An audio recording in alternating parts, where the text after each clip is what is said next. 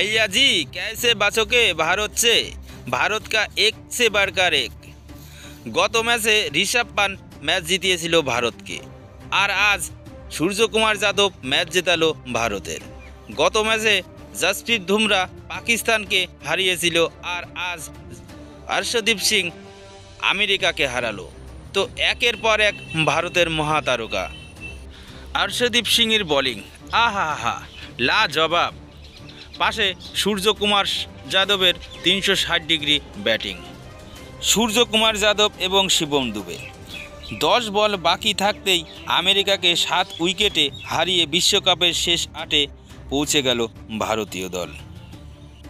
New York ভারতের বিরুদ্ধে প্রথমে ব্যাট করে নির্ধারিত 20 ওভারে 8 উইকেট হারিয়ে 110 রান তুলতে সক্ষম হন। ভারতের হয়ে কি বোলিংটাই নাই করলেন হর্ষদীপ সিং, একদম ঝড় তুলে দিলেন।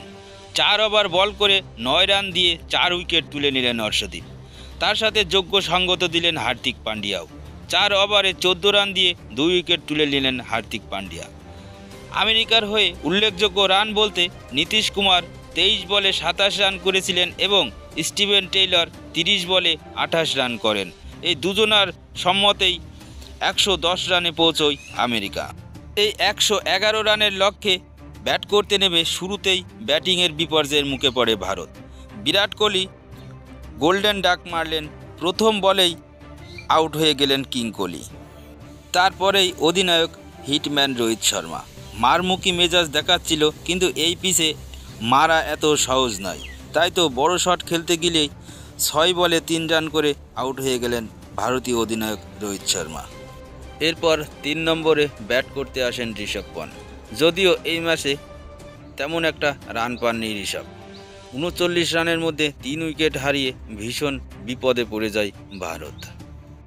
এরপর ম্যাচের হাল ধরেন শিবম দুবে এবং সূর্যকুমার যাদব।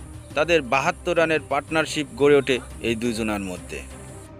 সূর্যকুমার যাদব 49 বলে 50 রান করেন, আর শিবম দুবে 31 বলে 30 রান করে অপরাজিত থেকে ভারতকে ম্যাচ জিতিয়েই মাঠ ছাড়েন দুজনে।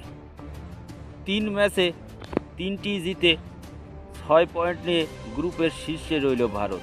অপরদিকে আমেরিকা 3 ম্যাচে 4 পয়েন্ট নিয়ে দ্বিতীয় নম্বরে রয়ে গেল আমেরিকা। তো বন্ধুরা, ভারতের বোলিং এবং ব্যাটিং আপনাদের কেমন লেগেছে অবশ্যই কমেন্ট করে জানাবেন। সাথে ভিডিওটি একটি লাইক করে দেবেন, চ্যানেলটি সাবস্ক্রাইব করতে ভুলবেন না। ধন্যবাদ।